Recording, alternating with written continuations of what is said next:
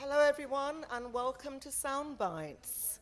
I'm sorry there aren't more people here. A lot of people have signed up and they haven't arrived as yet. But it's lovely to see you and it's been great to get back together again. Tonight our headliner is Joe Williams and he's a writer and performance poet from Leeds.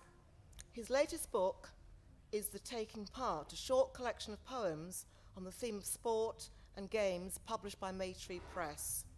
His other work includes the pamphlet This Is Virus, a sequence of erasure poems made from Boris Johnson's letter to the UK during the COVID-19 pandemic, and the verse Novella, An Otley Run, which was shortlisted in the Best Novella category at the 2019 Saboteur Awards. Despite all of that, he's probably most widely read thanks to his contributions to Viz. And somebody tell me something about Viz. I don't know much about Viz, but obviously that is wonderful. So before we actually welcome Joe onto the stage, these are the mics that we're going to be using tonight for anybody reading. And I'm hoping there's more people who will be encouraged and enthused and want to sign up to read along with the other 4 people on the list so far. No pressure. So these are the 2 mics that are going to be used, and if you could stand about here when you read, then the filming will take place. Is that right, Jackie? Yes. Yeah? Some people don't always want to use a mic, but if you move from where the mics are, if you move to one side, you disappear off the screen. So if you don't want to use the mic, still stay within that area. Okay, so these are the 2 mics here. You can take your pick. Okay, let's welcome Joe.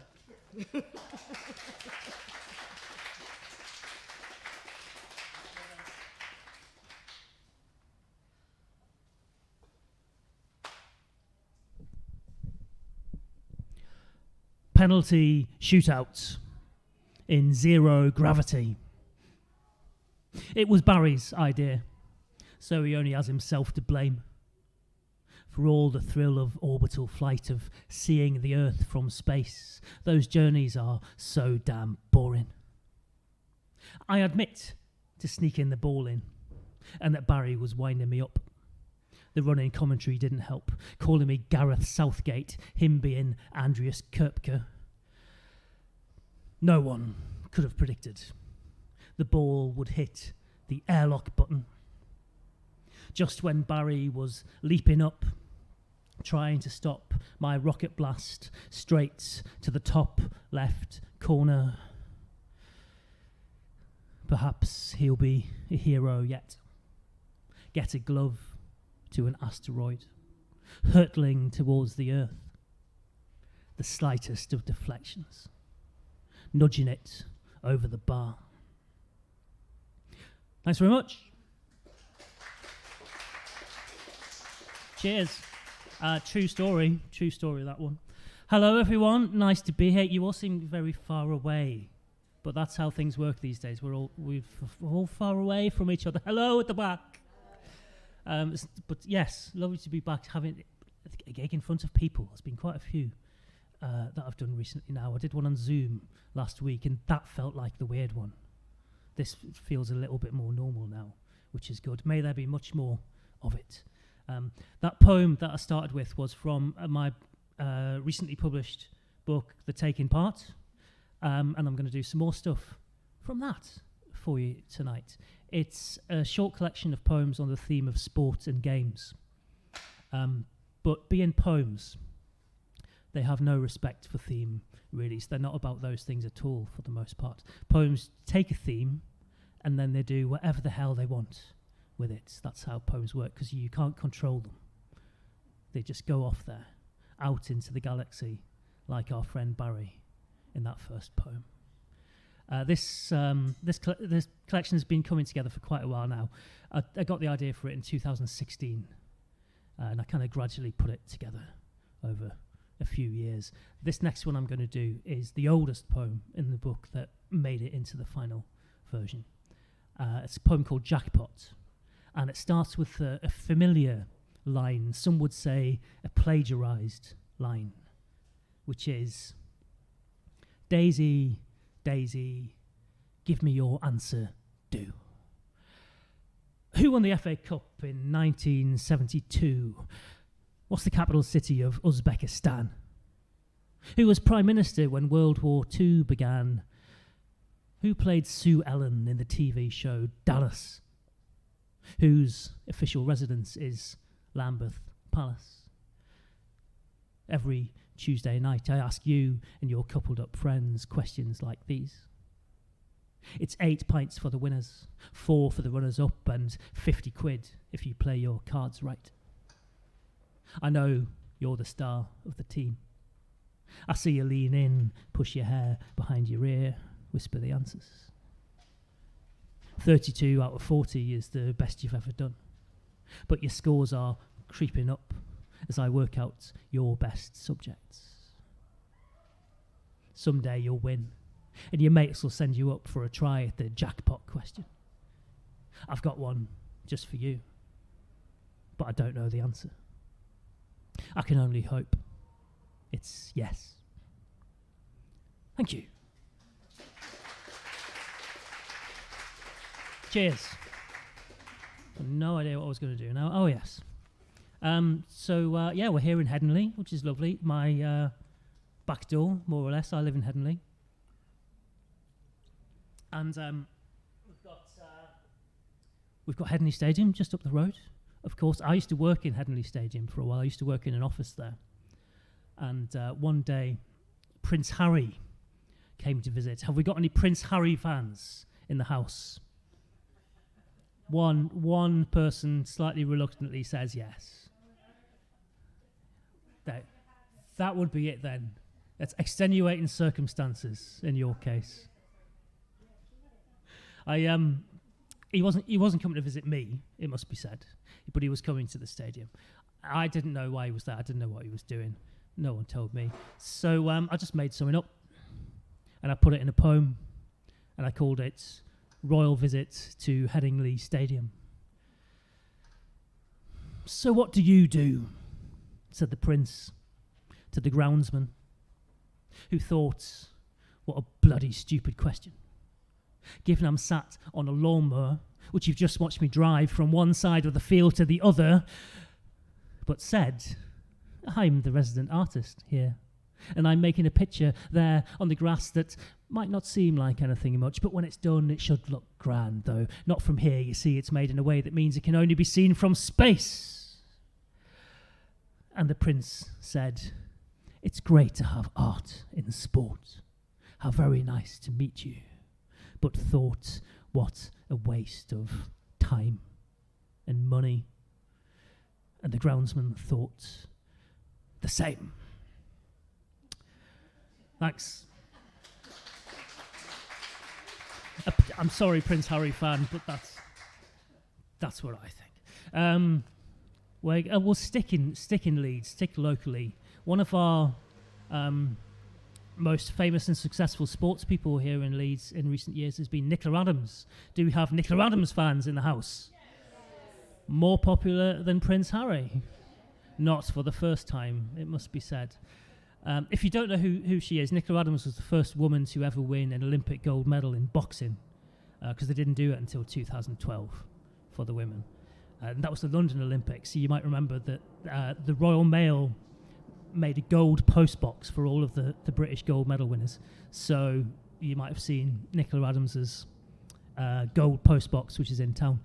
And I used to walk past that now and then, and I would think about that I thought that I should write a poem for Nicola Adams. That's what I'm trying to say.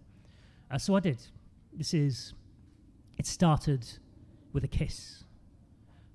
Your fist, her chin, in the ring that never before let the likes of you in. Did you think about that as you laid those blows about those who knocked you down for 116 years? They marked your gold at the art gallery. Outside, not in. There are some fights you are yet to win. Thanks.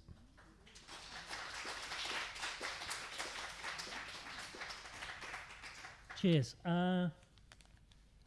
some of you will know a poet called Alicia Fernandez, who I know Howard does and Bill does.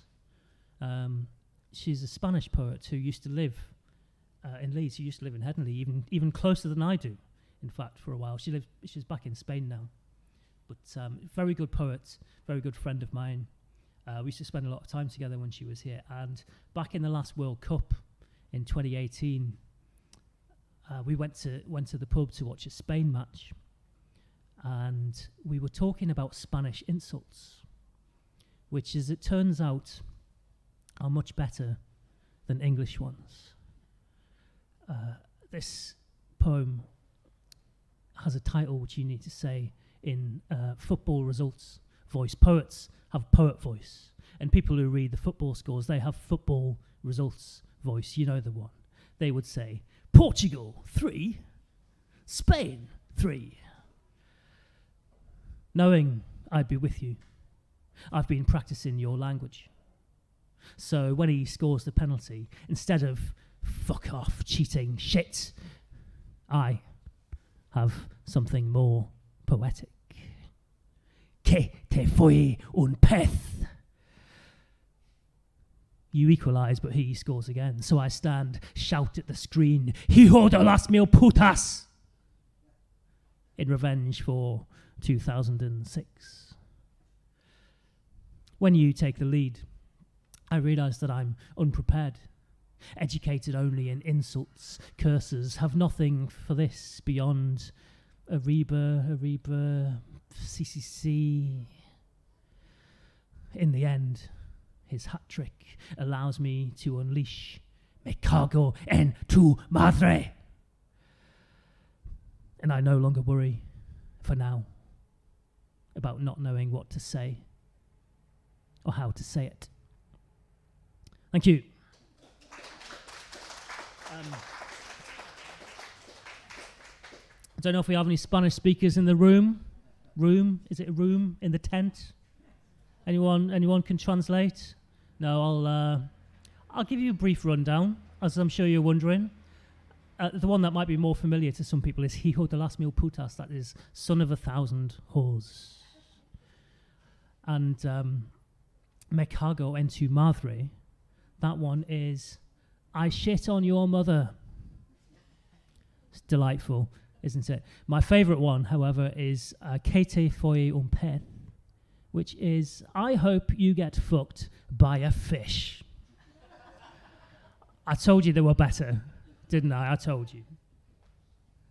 So, you get education here as well as anything else. A bit of a Spanish lesson for you.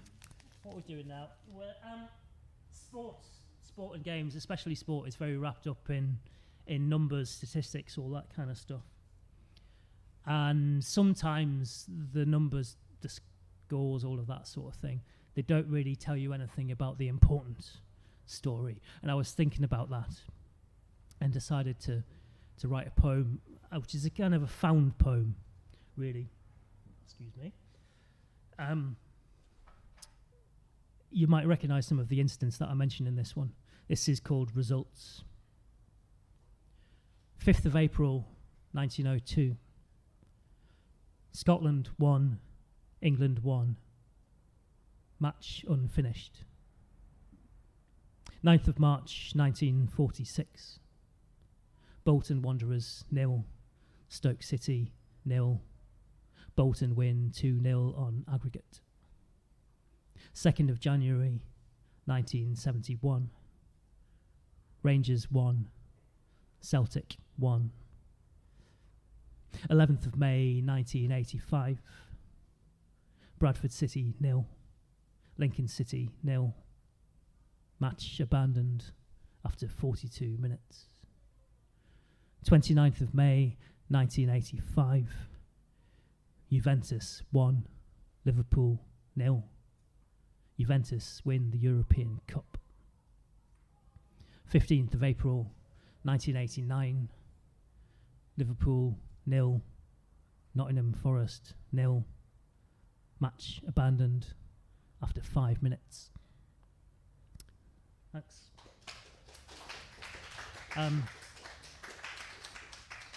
I appreciate that some of you may not have a clue what any of that was about.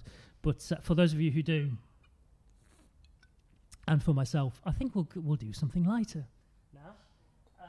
Since we're here in the shadow of Headingley Stadium, I'll give you another cricket poem. While I was putting the book together, there was a call out for an anthology of short poems about cricket. And I thought, well, I should write something for that then, shouldn't I? And put it in my book. So I did, and it got in the anthology, and now it's in the book. It's called Third Slip. Bowl me over, run me out, catch me at third man. Hit my leg before my wicket, stump me if you think you can. Hit me for a 4, a 6, drive me through deep cover. Tell me that we're not all out. You're still my leg side lover. Thank you.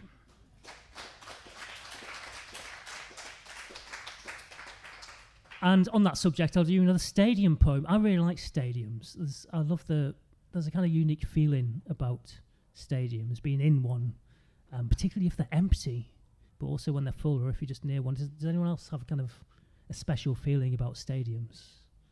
I see some minor nods. So some of you do. This is a poem called Cathedrals. There's something in the angles, those webs of knitted steel. How many million voices have been captured in that silk?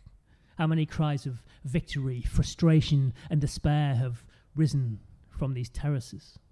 The edges of these flip-down seats to echo in the rafters, long after we are dead.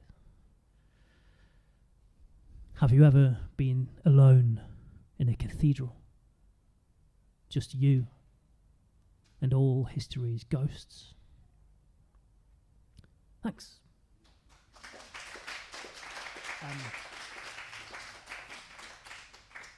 Right, I'm just going to do one more to finish off. Thank you for having me, SOUNDBITES. It's lovely to be back. And thanks everyone for being here, for listening. If you would like one of these, come and talk to me. They are £7 if you buy one from me tonight. And I have my 3 other books as well. Yes, I have 3 other books. There's An Otley Run, which is about the famous pub crawl, which you will probably know, goes right by here. There's a couple of people here who I know are extremely familiar with the Otley Run, for reasons I won't disclose. There's This Is Virus, which is a kind of experimental, weird thing about how incompetent our government have been in the last 18 months, in case you hadn't noticed. And there's Killing the Piano, which is my first book, which is just some poems. That's all, just poems. I'll finish off with a poem. It's kind of 3 poems in one, really. I should say as well, joewilliams.co.uk, and you can find me on social media, Facebook and Twitter. I'm doing these things in the wrong order. This poem is 3 poems in one. As I said, this is the 10-pin trilogy. 1. Input. I was always Malcolm. So when I scored a strike, the video screen would flash. Malcolm X. With my skills, more often it was Malcolm 8 or Malcolm 3. More medieval Scottish king than black power icon. At 17, 18, in 1992, we hadn't ever heard of cultural appropriation. But we remembered what we'd been told, that the holes in the average bowling ball house 2,000 types of bacteria. So when we were done, we'd scrub our hands until the skin was raw. 2. University of Leeds Bowling Society. All skill levels welcome, they said. Then paired me with Alwyn, who would reliably score 250, furious at every unclosed frame. Waiting for my turn, I'd run my gaze across the lanes, searching for a soulmate, struggling to reach 3 figures. I never found my equal. Dropped out at week 5. Left Alwyn with his own lane, curling banana balls into the front pin. 3. Swing, bend, release. There were times I would do this, more than once in 3 years, and even without the moral support a pitcher of Heineken brings. But never before have I found next day I could barely get out of bed. The pain in my thighs making every move a struggle. As sports injuries go, there are more impressive than being hobbled for 3 days by 20 frames of swing, bend, release. But I won that first game, I remind myself, as I limp down the stairs, wincing with every step, inching closer to the ground. Thanks very much. That's all from me. Goodbye.